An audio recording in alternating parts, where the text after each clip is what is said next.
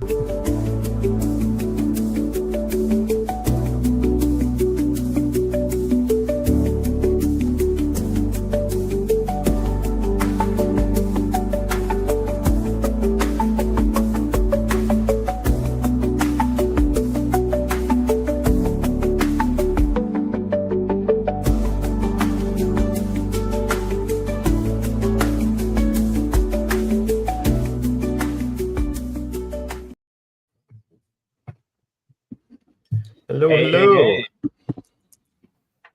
Welcome, everyone. Welcome to the Decentralized Masters podcast, your go-to source for everything in decentralized finance.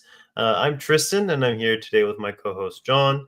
We're here to guide you through the ever-changing world of DeFi, one strategy at a time. Every week, right here on Decentralized Masters YouTube channel, we go live at 2 p.m. Eastern Time to bring you the latest insights, updates, and tools to help you in the DeFi space. Look at all that green. Yeah. How's it going? It's going good. Just got off our monthly call with Tan and Salim at the moment for our private group.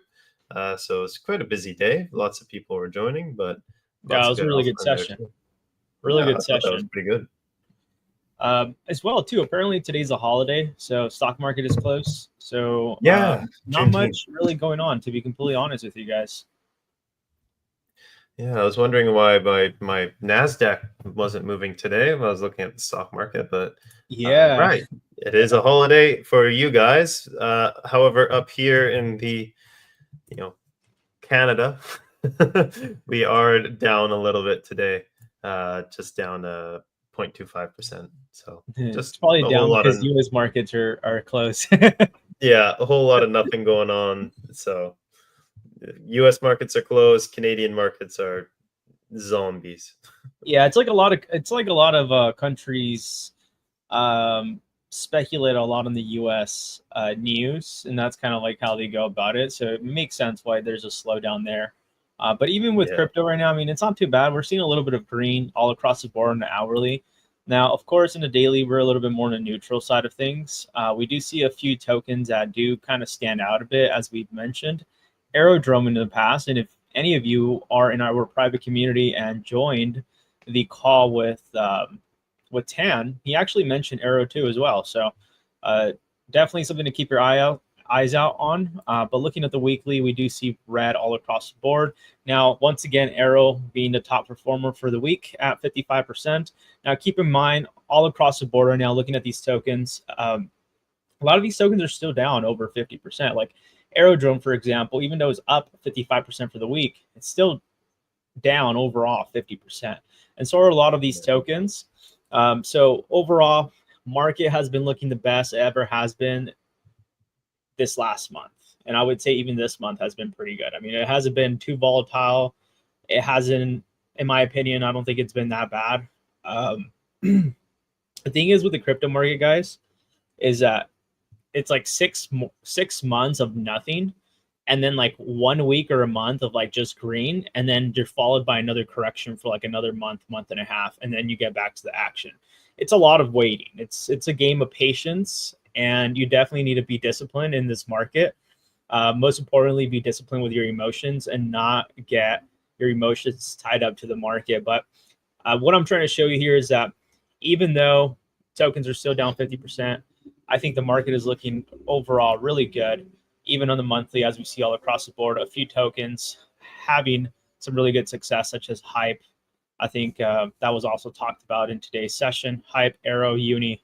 You're seeing this all across the board. So a little bit of red, but of course, there's still green all across the board. And on the yearly, there's a few top performers. But overall, as I mentioned, market is still down 50% and could be a time, not right now, I would say like in the near future, maybe in a week, 2 weeks, to consider entering a dollar cost average strategy if you haven't done so yet.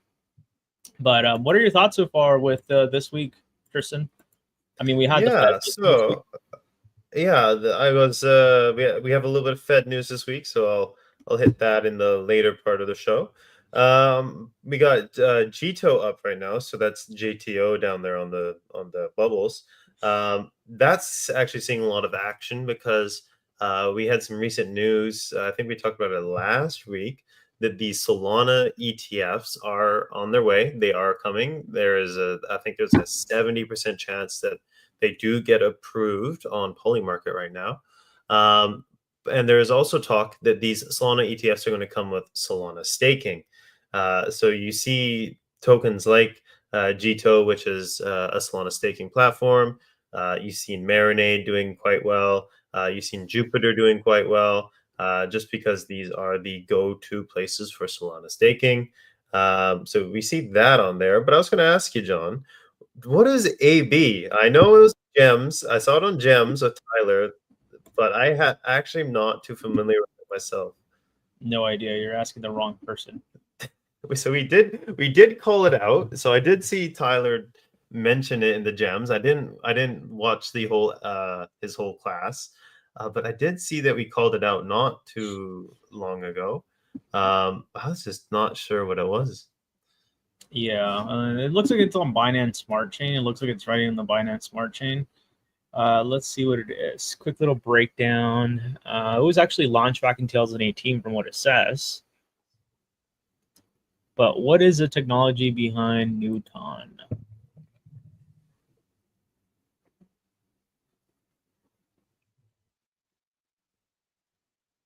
Looks like maybe I don't know. a social media ETF. I have no idea. Huh. Well, Doesn't Tyler really does. give you a breakdown of what. Let's see, innovation services, almost primary applications, payments, new low-cost transactions. I mean, it just really says, for anyone who wants to use a token, a platform that they minimize or avoid those high prices. I mean, there's not really much to it. They're not really clear with what they're trying to obtain. The chart right now It is looks like something it's a an little IoT. scary, It looks but like it's IoT on the real. It's like IoT on the sector. I It see. says Newton's technology extends to the Internet of Things. So they use sensors that can be used in agriculture to monitor environmental conditions, corp yields, and reduce waste. So there's a little bit like the helium network then maybe. Seems like it, yeah. Interesting. Yeah, but this one has been doing very well too, as you mentioned. It's very difficult, and a lot of these tokens don't give you like a quick little one sentence breakdown. Like No, they should give be you like their one whole white sentence. paper. You know what I mean? Like it should be like one sentence of what they're trying to accomplish. Like it Yeah, took me multiple links to kind of really figure out what they even have to offer, but not very typical for a lot of tokens to do that. Most of them just tell you straightforward what they're trying to accomplish. straight up what it is. Yeah. Yeah, but very interesting. There is a few things I wanted to go ahead and touch up on. So one of them being the crypto platform with Tron is now looking to go ahead and strike a deal with the NASDAQ listed company. This is by Justin Sun. So he's going to be becoming an advisor under this company that right now they have currently going live, which is called SRM Entertainment.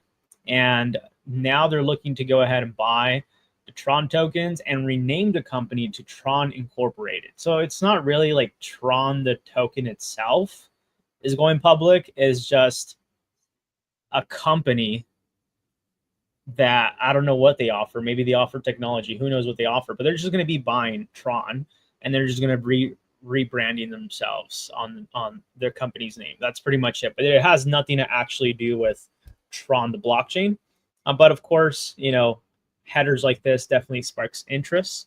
And it looks like Tron is going live in the NASDAQ, which is pretty big, right? So, but yeah, this is one of the biggest news that we have. Justin Sun has been a very questionable actor in the space of crypto these last couple of years. He was actually being investigated not that long ago. And they actually went ahead and stopped. They stopped the pursuit. He actually did have a fancy dinner with Trump a few months ago with that steak that Tristan and I were making fun of. And we talked about there was a high probability that there was some networking going on. And guess what? Justin Sun actually went ahead and also went ahead and created, I guess if you want to call it, the USD1 version on the Tron network. So USD1 is now also running on the Tron network, which for all of you that might not know, USD1 is Trump's stablecoin. So it looks like that fancy dinner that he went ahead and purchased definitely paid off. I mean, he's no longer being investigated, and now his company seems to be going live in the NASDAQ. So I guess it was really worth what he paid for. But for all of you that might not be knowing what we're talking about, Trump had a dinner for everyone that was an exclusive whale and a top holder. You would get invited to have dinner with him and maybe do some other activities. I can't recall. Do you remember, Tristan, the activities they did? Maybe golfing or something? Yeah, so it's like the 225 largest holders of the official Trump meme coin were all invited to a dinner, and then I think it was like the top 10 largest holders of that. They were actually given times to have individual conversations with Donald Trump himself. And then there was some, little activities actually in the during the dinner, like webinars, and there was a speech by Trump. But that's about it. Did I lose you there? No, Okay. I still here. I thought you cut off. Yeah, but that was pretty much it with what they had. Quick little breakdown of what that was. But another news that I wanted to kind of talk about, Coinbase is now seeking to go ahead and get SEC approval to go ahead and offer blockchain-based stocks. I'm assuming some sort of tokenizing. We've been talking about how this could be a big thing once they go ahead and actually do this. So this would go ahead and allow Coinbase to do stock trading via the blockchain. So basically tokenizing them. Digital tokens would represent ownership of securities, and the tokenized equities would go ahead and cut out trading costs as well. And I'm assuming also that would mean a 24/7 market, right? Tristan, is that what that means? If we were to do something like if they are truly tokenized, then it would be a 24/7 market, which would be great. But I'm wondering if the way that they are doing this is if they're going to be more of just a Charles Schwab, or they're going to be more similar to a Robinhood, where they have tokens, so they have coins, they have crypto on their platform, obviously, and then they also have stocks. I think that's what the worst case scenario is. That's the one where we don't really want to see, because that would be really boring. If they can actually get 24/7 trading blockchain based stocks, though, that would be critical, and what we're actually looking for. I think that might be the move, because if you really think about it, Kraken went ahead and offered stocks now. Like Kraken actually offers stocks in their platform. So if you kind of think about it and sit back, why would Coinbase be seeking what would they be seeking SEC approval to offer stocks, since Kraken already does that, right? So it definitely does seem like they're trying to aim for this different approach of tokenizing stocks and then offering it on their platform. But we're seeing this trend all across the board. And of course, Robinhood was the first one to go ahead and be the dominator. And I think a lot of eyes are now catching up with Coinbase, Kraken, and I'm sure soon to be Gemini as well, and these other platforms, where they're now kind of seeing Robinhood as a threat, because Robinhood actually has been doing very well on the crypto side of things on their platform these last couple months, let's call it the last 2 years. And they actually went as far as purchasing an exchange called Bitstamp that's been around for years. They purchased it for about $200 million. They talked about this deal last year, and they finally actually now went ahead and acquire Bitstamp. So Robinhood seems to be going all into this crypto side of things. And Robinhood themselves, they've added so many features into their platform. And even though the whole entire thing with GameStop and things like that, like Robinhood's platform continues to be the easiest, most user-friendly platform to ever exist. Like, I did have money in Robinhood with the whole entire AMC and GameStop thing, and I lost money. And I told myself that I wasn't going to touch Robinhood again. I looked for other brokers, your traditional brokers, they all suck. And I'm back at Robinhood, like straight up. Like, I'm back at Robinhood. I'm like, whatever. Like, it's convenient. Like, I hate even my credit union. Like, with my credit union, it's their whole entire platform to invest sucks. Like, it's so clunky, slow, it's very confusing. And I've been doing stocks for years, so it shouldn't be, and I do crypto, so it shouldn't be so complicated to place a stock for any application, right? So that's one thing Robinhood was able to go ahead and do, was make that very easy when it comes to purchasing and selling stocks, options, but now also cryptocurrencies for retail investors. And that's been one of the biggest hurdles that we've seen in traditional finance for years, is that hurdle of having this clunky, complicated platform to do something so basic and simple. And Robinhood has continued to show that strength. And I think a lot of these exchanges are now getting a little bit concerned, right? Because Robinhood, as I mentioned, like, yeah, all that craziness happened, but even their stock's doing very well. Their stock has been taking off. And Robinhood is really trying to be the sector of really trying to take over the retail space, because they're trying to go more like towards a bank direction. That's what they went ahead and announced. So Robinhood themselves, they have so many features now. But anyways, not looking to shill Robinhood.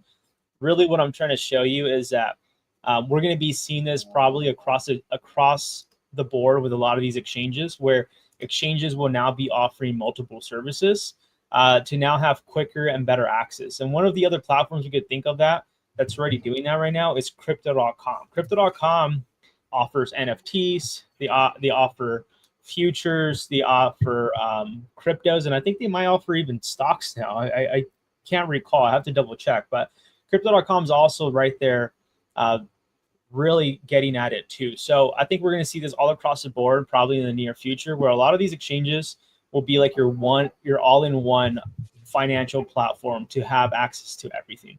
Like with Robinhood, you could do a 401k, I believe, a Roth, and you could do other investments as well. So I'm pretty sure soon we're probably going to see that all across the board. It's going to get a lot easier and better to use not just the blockchain technology, but also have access to more financial tools in the future. Now, this is very interesting. So Trump's organization went ahead and announced a mobile plan. They're going to be launching a phone for $499, a smartphone that is made in the US. It's gold, and their monthly plan is going to be going for $47. Now, Trump is the 47th president, so that's one of the main reasons why they went ahead and stuck to 47. Pretty unique. But look, check this out. This is the phone. It looks very similar to an iPhone, if you ask me. But they are going for pre-order. They seem to be going available in September. What are your thoughts about this, Tristan? I have a feeling it may look like an iPhone, but that thing is probably not running on iOS. It's not. It's running on Android. It's definitely running on Android. I think I'll stick to my iPhone. But it would be really cool if this phone was like a little bit more like the Solana phone that's coming out, or it'll probably have the ability to connect to the mobile Helium network as well. I think we're moving in a direction where we get a more crypto friendly phone. I think Apple will be probably the last brick to fall. They'll be the last to get on board with that. But we do see a lot of like the third parties out there, like Trump, like Samsung's, getting more involved in having like a Web3 wallet built right into the phone. So things like that are getting really exciting. But I think I'll be skipping on the Trump phone, unfortunately. Yeah. I don't know. I'm considering if I should just maybe buy one just to have one. I'm sure it'll probably be worth it in the future as a collectible, right? But I know, as you go back, I mean, looking at what it really has to offer as tech, it's not really impressive. But of course, it is a working phone, and it is for $47 a month, which you can't go wrong with. Phones nowadays are very, very expensive. Like, phone bills themselves are super, super pricey. I mean, my phone bill alone, I mean, but I do have 4 lines. I think actually 5 lines. I can't recall. It's like I pay over $200 a month.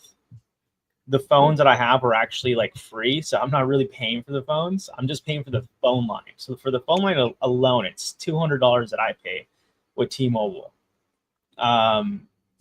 Which it is unlimited everything, but I think $200, like, looking now, like, I'm like, damn. Back in the day, I used to be like, I can't imagine seeing myself pay over like $40 or $60 a month, and now I'm paying like $200 a month for some phone lines, which is now and has become a pretty norm thing. So the $47 a month for the Trump mobile phone that's supposed to be offering unlimited data and things like that, I think it's a pretty good feature. But as you mentioned, that would basically mean in competitions with Helium Mobile now, right? Yeah, that would be a competition with Helium Mobile. Maybe Yeah, they'll make a partnership of some sort, but that is, yeah. it would be really nice if they would have included something like Solana. For all of you that might not know, Solana does have a phone. They've actually released one last bull cycle as well. And the reason why there was a lot of hype with the Solana phone is that there was actually airdrops in that phone.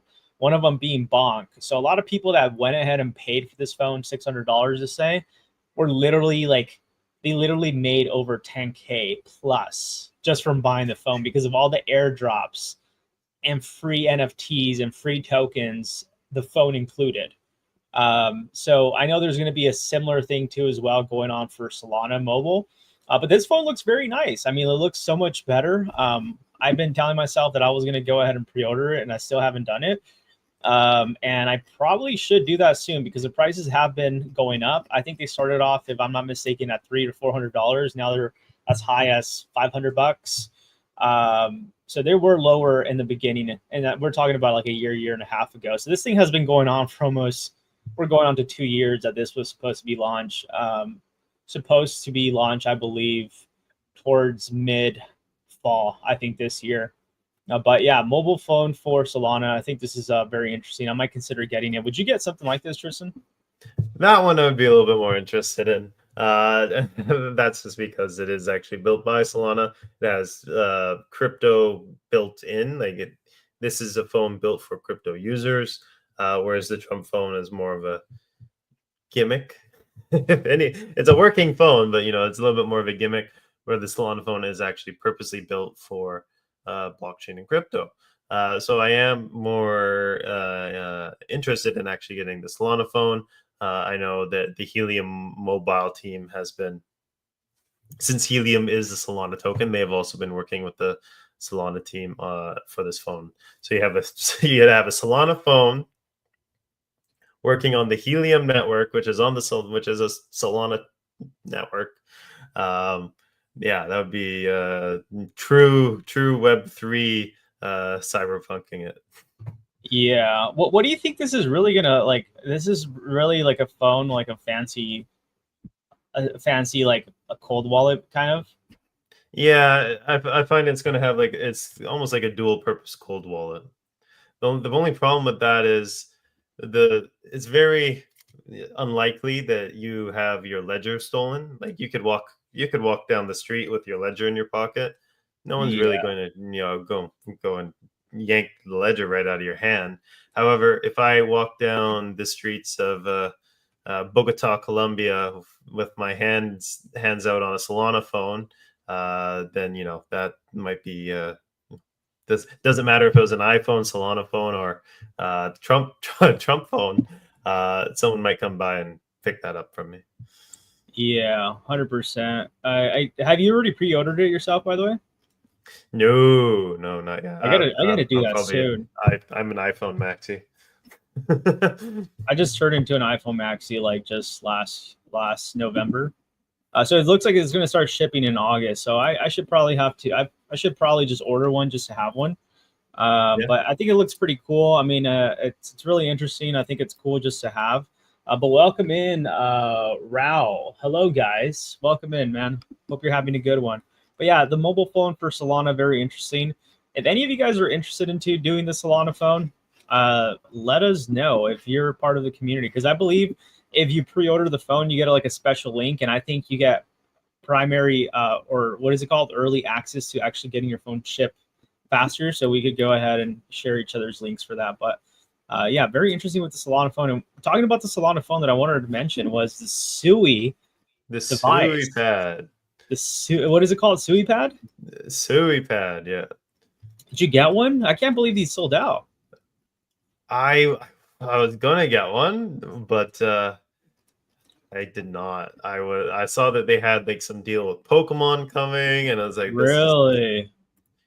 getting interesting actually, but did not Wow. get one, unfortunately. Do you know if they're going to go ahead and release more? I well, it depends how successful it is, right? If if this is a bit of a if this is a hit, and they did sell it all of them, but if the performance actually matches up as well, I think yeah, of course they would keep it up. Um, And but as you guys look at see, those it also comes with rewards. the rewards, as we mentioned, how Solana did this in the past. If you get the Sui play, you get all these tokens airdrop basically. Oh, you got Bluefin, you got Pretty good Walrus, you token. got You got your Scallop. favorite one. Yeah, So it's man, I can't believe I missed this one out. But yeah. anyway, I'll be using my Solana phone with my Helium mobile data plan, playing my Sui pad as I head on my way to work in the morning. so what I wanted to talk about is the Senate passing the stablecoin bill, which actually just went ahead and got passed 2 days ago, I believe. The really big important thing about this is called the Genius Act.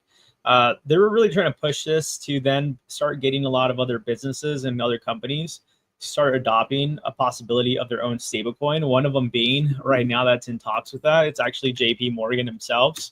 If you go ahead and type in JP Morgan stablecoin, you're going to go ahead and see the article. They're looking to go ahead and launch a token called JPMD, which is supposed to be very similar to like a USDC, but their whole purpose with this is for commercial banking money. So I'm assuming that it's kind of like a virtual token within their own platform. And this kind of just gives you an idea and opens up your eyes how just this big company themselves are already going after this. And I think this is the beginning to a lot of this happening. Another company that we've been seeing doing this is Amazon, and actually Walmart went ahead and also announced that they're looking into possibly also having their own stablecoin to reduce transaction fees. So keep in mind, guys, transaction fees in the traditional world of banking, whenever you're doing any payment process, you're doing any payments that you're processing, you're swiping that credit card, debit card, the merchant has to go ahead and pay for that. So every time you as a business owner, you have to pay for, let's say if Tristan and I were going to your location to buy some donuts every morning, we would have to be paying, you would have to be paying the payment processor to go ahead and allow us to transact. So you're going to charge a fee, right? So this is one of the main reasons why blockchain is now becoming very lucrative to a lot of these companies, because they're like, wait, we could launch our own stablecoin, make a lot of money, because apparently stablecoins is a very profitable business. I still don't understand how. I'm sure Tristan could go ahead and tell us a little bit more. But a lot of companies are waking up to this, and this is one of the main reasons why we've been seeing actors such as Trump releasing their own stablecoin. And I mentioned this in the last couple of months, is to be on the lookout. This is going to be the early sign that a lot of other new companies will be following suit. And here we are, JP Morgan themselves, which once a few years ago talked very bad about crypto, and now they are launching their own stablecoin for their own platform. What are your thoughts about this, man? Jamie Dimon is such a snake. He's very Jamie Dimon, so he's actually one of the greatest CEOs alive right now, actually, to be honest, besides my earlier comment. Jamie Dimon is an incredible manager, and he's done wonders for JP Morgan. JP Morgan is probably one of the most successful banks in the United States right now. If not, it's either second or first behind Bank of America. But Jamie Dimon is a wonderful leader. However, he's top. Yeah, he's been a very critical proponent of crypto. Calling it snake oil or just a straight up scam. So he still hasn't really changed his tune. He still doesn't like Bitcoin, still doesn't like crypto.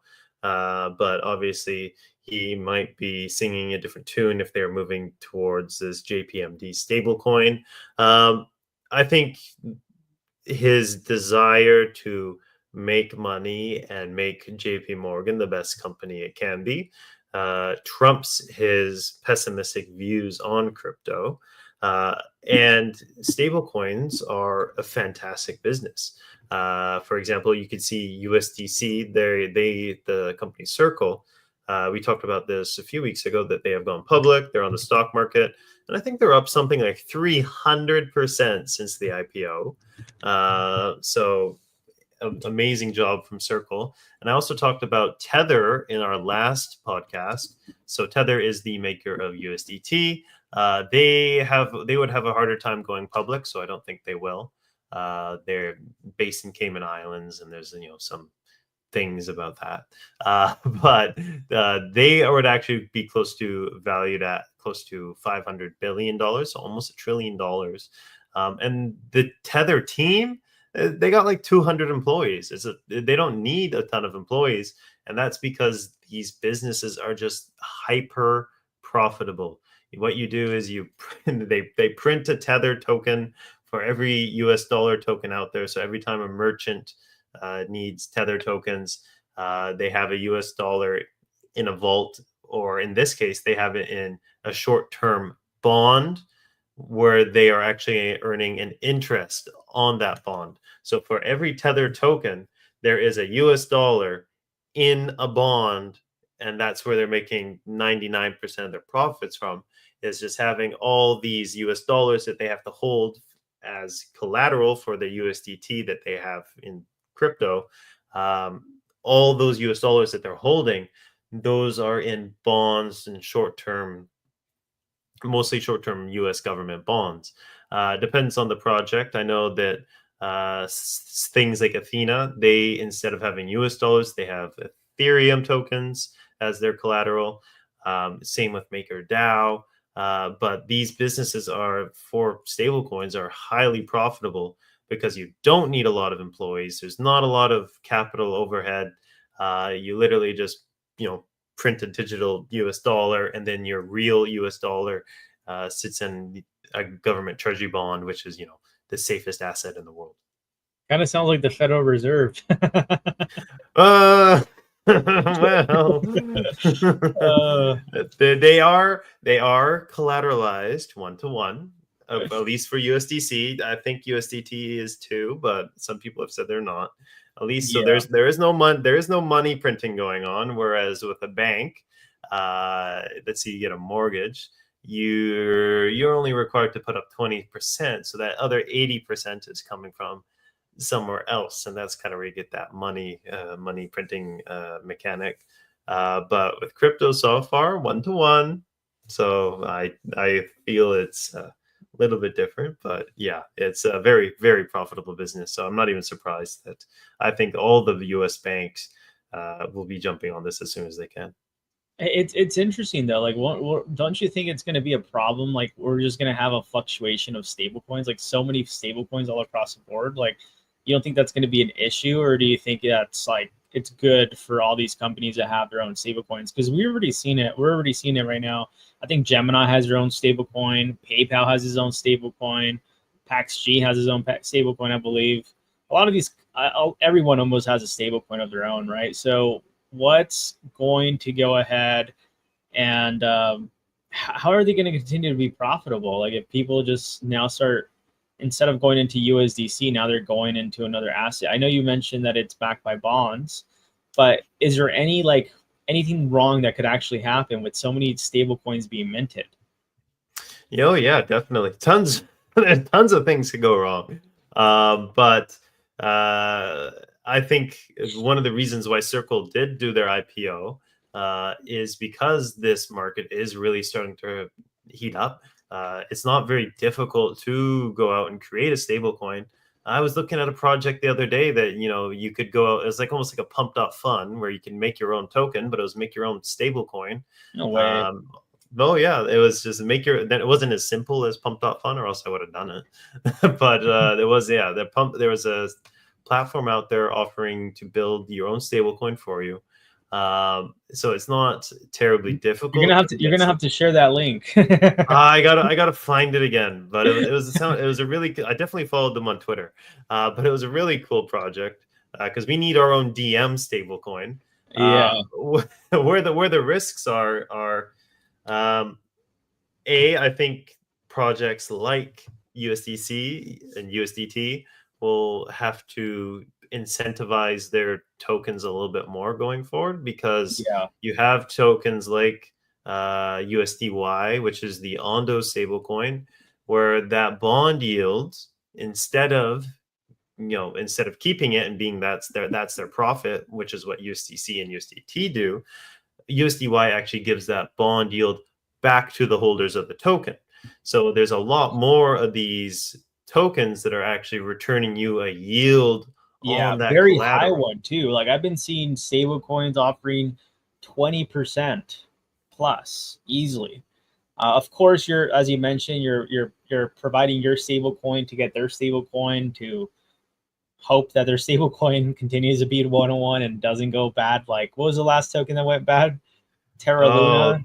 the Terra Luna stablecoin went bad. There was a And that was because it was an algorithm stablecoin, right? Like it was basically yeah. being collateralized by Bitcoin and other cryptocurrencies, I believe.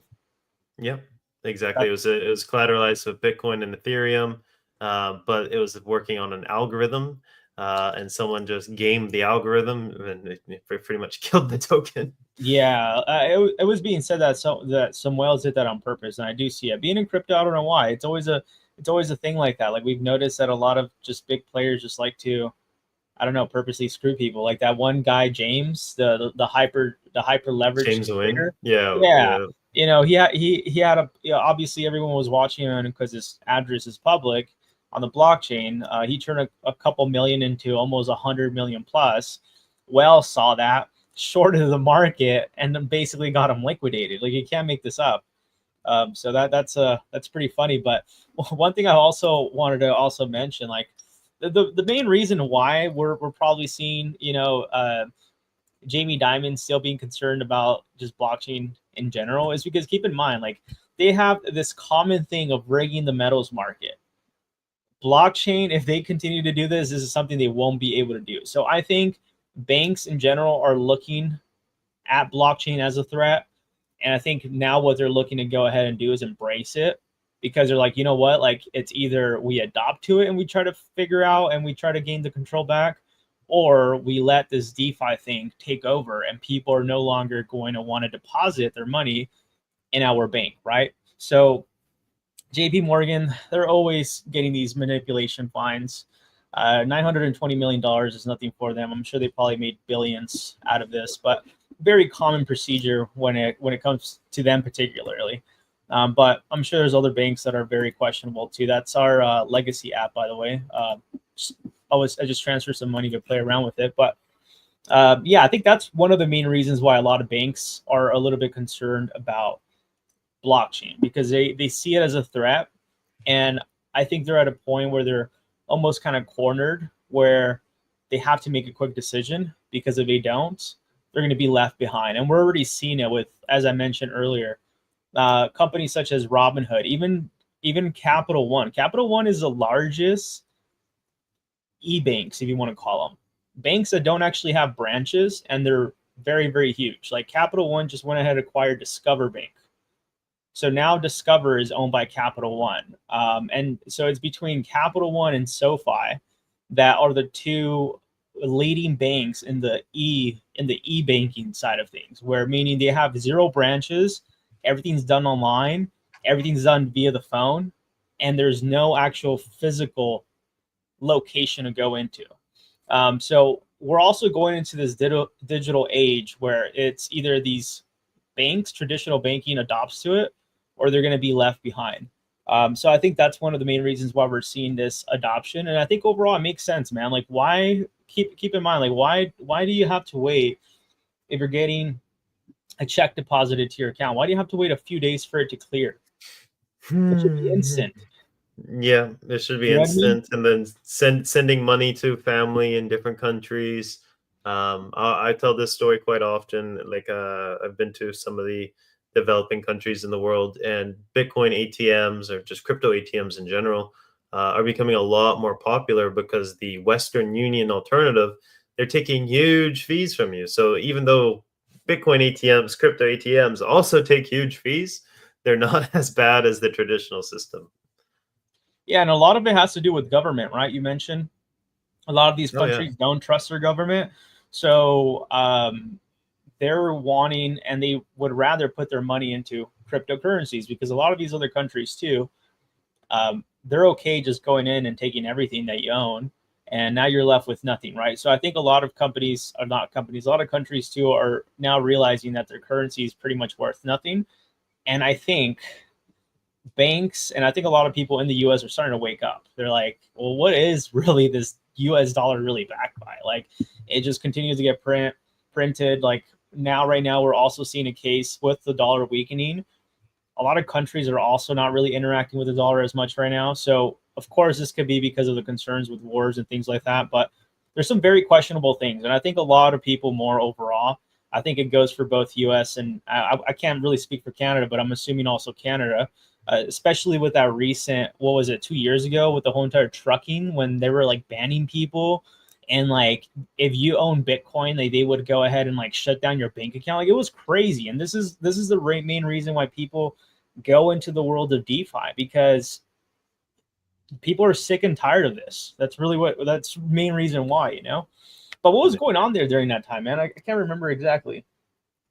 I don't know how much I want to say over a live stream, but basically there was a trucker protest. They were protesting COVID restrictions. Canada was very heavy-handed on COVID restrictions. A lot heavier than the Um, US. Much heavier. Wow. It was where in the US you had different states. Different states would have different rules. Yeah. Canada was just heavy-handed all around. Really. Um, yeah, there was a point where it was like, okay, you can't get in trains, you can't leave 5 minutes from your house. All the essential, you could only go to work if you're an essential worker. It was real bad there for a little while. So these truckers started protesting, um, and the federal government was trying to shut them down. But they kept on receiving tons of donations from all over Canada, so they stopped their bank accounts, and then they said, "Okay, we're going to go and turn to crypto." So they said, "Hey, you can still donate to us. You can send us crypto." However, they didn't go the self custody route. The Uh self custody route that we choose and teach at Decentralized Masters. They went through like a Coinbase or a Kraken, Traditional, yeah. where those ones can get shut down by your federal government, Oh local yeah, government 100%. quite easily. So Really they went easily. that way. That got them closed down at first. Then they went. I think they did go self custody after that. And then even then, if someone like myself donated from my Kraken or Coinbase account, that would get blocked. So bank Wow. accounts were getting blocked. Coinbase, and exchange accounts are getting blocked. So the only way you could actually donate to those guys is with self custody. Wow, that's crazy. So it just tells you kind of like the power of DeFi and why people are now choosing to kind of go more into this DeFi route of things, due to these restrictions. Of course, always follow your laws and governments that you have. Always follow rules. But yeah, that's one of the main reasons why a lot of people are now turning more into DeFi, due to the fact that a lot of these things have been happening worldwide, and a lot of people have been questioning the banks themselves. Even the last 2 years ago, we had so many banks collapsing. Like, Oh SVB was the biggest one, and that led to like, if you weren't paying attention to that time, because there was a lot of noise and a lot of people weren't really aware. Only like the people that knew were aware, but there was over 5+ banks that shut down after SVB because they were all, I wouldn't say connected, but they were all, a lot of them had their funds with SVB. So it really messed them up. And a lot of them were startups, right? So a lot of them got to the points where they had to also shut down. But anyways, the SVB banking situation, I should have been or was a really huge eye opener for a lot of people. And now I feel like that was kind of brushed under the table too. Like, I feel like it wasn't like, it was big news for like a week, and then after that, it wasn't that big of a deal. But like, a lot of banks did very bad. Like, I think one of them was like Republic Bank, I believe it was called. Mhm. that also did very bad. Their stocks dumped like 90%. There was like stocks left and right dumping 2 years ago, if you remember that. Yeah. In the And banking sector. what's crazy detail about that is the Fed was like full blown tightening cycle, like interest rates rising, quantitative tightening. But when that happened, there was although the interest rates remained where they were, there was basically a sneaky change to quantitative easing right immediately after that. It wasn't really big news.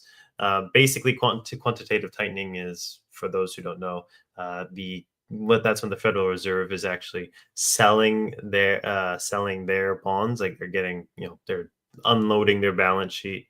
Whereas quantitative easing, they actually go out and buy government treasury bonds. So they were actually sneakily going in there and buying the treasury bonds in there, even though interest that was the opposite environment for that. They were trying to actually to kill inflation. You do quantitative tightening to add what's my word to create a little bit of inflation and to spur the economy. You do quantitative easing. So the inflation was already very high at that point, and they were doing quantitative tightening. But during that one little blip there, that one quarter, there was actually a big move to quantitative easing that no one actually talked about much. So there was a bunch of money printing right then and there that no one really noticed. Wow. I didn't even know that, and I was kind of aware of the whole entire banking situation at the time, but I didn't know that was the main cause. And I even like you just mentioned, like I feel like it wasn't even really even talked about. It was kind of brushed. Oh yeah, just a bank collapse. But it was really a pretty big deal. It was a pretty big bank too, that held a lot of the startups, and that's one of the main reasons why we also saw these last 3 years in the tech sector just completely go down. And now we have the hype back up with AI and things like that. But anyways, there's still a lot of things I still have in there covering, but I'm just gonna go ahead and flip it over to Tristan because I think he's still running on time, if I'm not mistaken, right? Yeah, I do got to jump to advanced office hours in a few minutes here, but there was some things I do want to cover, the Fed being one of those, but we'll start with some of the other things first here. I'll be right back. I'm gonna go to the bathroom. Yeah, of course. So we do have there's a bit of an interesting bit of news. We were talking about this with something similar with Tron. John was talking about this. There was the SRE Entertainment Company buying Tron tokens, and that one was on the Nasdaq. This is a little bit of a similar situation. There is a company called Sol Strategies that acquires Solana, and it's basically a Solana treasury company, very similar to MicroStrategy, which does Bitcoin. This is what Sol Strategy does. Same idea, Solana tokens instead. They also run a Solana validator on top of that as well, though, for staking. So Sol Strategies has applied to list itself on the Nasdaq. So although it is already public on the Canadian Toronto Stock Exchange under the ticker symbol HODL, so HODL, they are also have applied to go to the Nasdaq now. So that is an interesting one, up 4% on the news on that. You see a lot more of these crypto treasury companies popping up. So there's the one for XRP, the one that for Tron that we just mentioned. Sol Strategies is, I think, the biggest one for Solana at the moment. Of course, there's MicroStrategy and MetaPlanet for Bitcoin. But you see a lot more of these popping up. And you also have one in this next article for Hyperliquid. So the Nasdaq listed Lion Group, this is based out of Singapore. They are buying $600 million of the Hyper token for their treasury. So same idea. Lion Group holding LGHL on the Nasdaq is acquiring $600 million of the Hype token. And it will be using the Hype token as their treasury. So you see a lot of these companies popping up all over the place at the moment. this is kind of where that big ball of money, like there's always a hot ball of money in crypto, whether it's NFTs, whether it's gaming, whether it's meme tokens. This hot ball of money is always moving around the crypto economy. And at the moment, it seems that it's moved to the traditional market. So it's in stock market, but it's in these, different kinds of treasury companies, most of them being, Bitcoin at the moment. But there is these ones now for Hyperliquid, Tron, Solana, Ethereum. These things are popping up all out of nowhere. At the moment, I think it's good, and it'll actually give us some fire for that potential altcoin season. But I think long term there is a bit of there's some cockroaches in the cockroaches in the closet here, because all it takes is for the market to move down significantly, for one of these treasury companies to go bust. So basically what they do is they raise funds to purchase these tokens in the form of convertible debt. So they can either choose to have this, they raise the funds, they sell convertible debt, so they get the token in the treasury. So in the future, though, that convertible debt can either be taken as the stock token, so as the stock, so that actual you can convert that debt into the stock.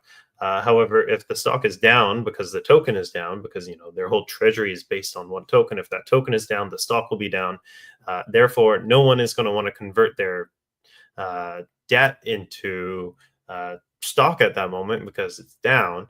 So they're going to want to choose debt, which forces the treasury company to sell their holdings. So they would have to sell their Hyperliquid tokens in this case. And if they have to sell their Hyperliquid tokens at a low valuation, because it's already low, then it kind of creates this flywheel. So they're selling their tokens low. That means the price of the token is going lower. And then if there are multiple different treasury companies with the same strategy, it creates almost a flywheel effect of this one's selling it lower, dropping the price. Therefore, these guys have to sell it even lower and lower and lower and lower. Man. Oh So God. we have a bad situation. There is a bad situation brewing in these treasury companies. At the moment, it's fine, but let me ask you, man. Let me ask you, because I know you're almost near leaving. Like, this almost kind of reminds me, and I'm sure you're almost thinking the same thing I am right now. The top of the market last cycle, what do we start to see? A lot of what we're seeing right now, a lot of these signs. Now, it seems a little bit different. It seems like a lot of other companies are now finally like catching on. They're like, hey, you know what? Like, the US is accepting it. Why not? Let's go ahead and do it. I feel like a lot of more countries too are being a little bit more acceptable to doing this, such as I looked up at Line Group, and apparently I've had them in my watch list for I don't know what reason. I've had them for a long time. And now they're doing, so it's kind of like a random stock. I don't even remember why I had it on my watch list. And now they're over here acquiring Hyperliquid. And it's actually interesting because also Tan did mention that he does believe that Hyperliquid could continue to go up even higher. So it's really interesting how we're seeing this right now with a lot of companies coming in and adding this. And I always get this question asked a lot, and I'm sure you do as well. I always get the question asked, are we going to be having that super cycle that a lot of people talk about? I always say I'm not even entertaining that idea, that I'm just going to go ahead and stick to it. Once we start to see this run on altcoins and I'm up 2x on my positions, I'm going to go ahead and start taking 50%, and then I'm just going to start scaling myself out, because in reality, I don't know. No one knows where the top is. And we're kind of getting those signals that we could be coming near an end. Not saying tomorrow, tonight. We're talking near an end, like 8 months plus down the line, that we could be seeing probably an end to this until we start entering that bear market. What do you think of that, man? And then you can just end the call after too, because I know you have to go. Yeah, no problem. Definitely, we teach here in Decentralized Masters that it's important to take profits, and that is true, because there's things like what I was just talking about. There's always some sort of problem that can arise that no one's really thinking about. So you don't know when that would happen. No one really does. So it's always not a bad idea to take a little bit of profits here and there. But yeah, are we going to super cycle? I don't know, maybe. But do I think we're at the end though? No, not particularly either. I think we're somewhere in the middle. There's still lots of buying demand for Bitcoin. I think realistically though, like maybe we're all left in a maze of where this market actually goes, and it probably outperforms better than we're all expecting. And I'm hoping that's the case, that we underestimate the potential of this bull run, because I think it's better to have that mindset that to assume that the super cycle will be coming in. And I always hear this time is different because the U.S. president's involved, because institutional interest. I think if anything, that's kind of like doesn't really matter in my opinion. I don't think it influences so much into what we've seen in the past. I mean, the market has been literally doing the same exact thing that it has been doing the last 3 to 4 years. The only difference is there has been a little bit of a difference with a lot of the layer ones. Like last bull cycles, we didn't have as many layer ones. You know, Ethereum has always been the one leading. Now we had Sui. Now we had also Hyperliquid that came out with their own blockchain too, which originally they were running on Arbitrum. So a lot of these tokens now are coming out with their own L1s, which is kind of disrupting the space of what we used to see with altcoins. But realistically speaking, on how Bitcoin has been moving, it has been doing almost exactly what it has always done in the last couple cycles. So there really hasn't been much of a change. Now, can this time be different? Maybe, but I'm not going to assume that it is. So for me personally, once we start to see those positions go into action and we're in profits, for me personally, I'm going to start taking profits aggressively in the next couple months. And if we're in a super cycle, then at least I took profits and I have more money to throw into the market. But just my suggestion. Yeah, I agree with that. Taking profits, always a bad idea. It's those who survive in crypto longest who come out on top most of the time. So with that, we will end this week's exciting episode. Thanks for tuning in. I hope you're walking away with some clear strategies and insights to push your DeFi journey forward. Remember, DeFi is evolving fast, and staying ahead means taking action with the right knowledge. If you are ready to dive even deeper and want a free roadmap to build your own DeFi success, check out the free DeFi community in the link in the description below. In the training, you'll receive clear hands-on strategies to maximize returns and manage risk, and truly make the most of what DeFi has to offer. Make sure to like and subscribe and hit the notification bell so that you don't miss next week's live episode. Until then, keep learning, keep growing, and I will see you right here next time on Decentralized Masters. Take care, everyone. Have a great weekend. See you, everybody. Take care.